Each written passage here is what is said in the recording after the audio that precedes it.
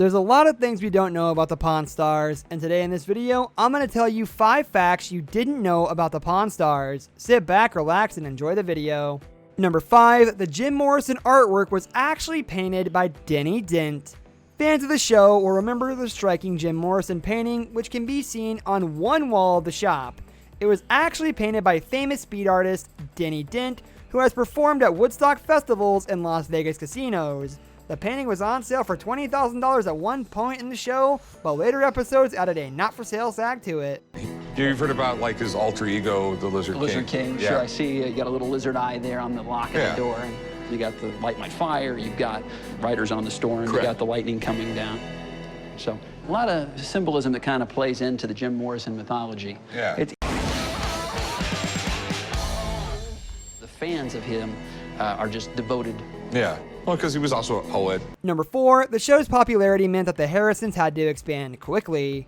After Pawn Stars began to air, the popularity of the series increased busyness so much that the Harrisons had to hire 30 new employees and expand their showroom to 15,000 square feet to meet demand.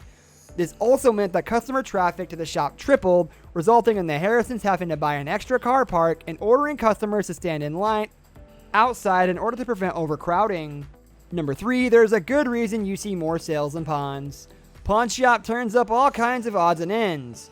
As places that hand out loans using personal property as collateral, they are sometimes associated with desperate people trying to get some fast cash. In his autobiography, Rick said that the reason viewers always see more sales in pawns on the show is because the vast majority of people who pawn things at their shop don't want to be seen on TV. Number 2, Chumlee wasn't supposed to be in the series at all. Chumlee has starred in over 272 episodes of Pawn Stars and has been one of the main cast members of the reality series for years. However, according to Corey, Chumlee was not supposed to be a featured character on the series at all. Early on in the filming of the show, they decided to put him in a few scenes anyway, and the show producers ended up loving him. Also, for those not in the know, Chumlee's real name is actually Austin Russell, quite a different moniker to his real name.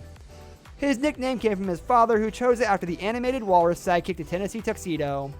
As the name Chumlee suggests, in the show he is often used as comic foil, but does possess expertise in pinball machines, sneakers, and video games. However, there was nothing funny about Chumlee's arrest in 2016 for possession of illegal narcotics. Chumlee has been laying low since his arrest for federal weapon and drug charges, and Pawn Stars has made no reference to the incident at the time. He managed to avoid jail time and his plea deal in favor of 3 years of probation and drugs counseling.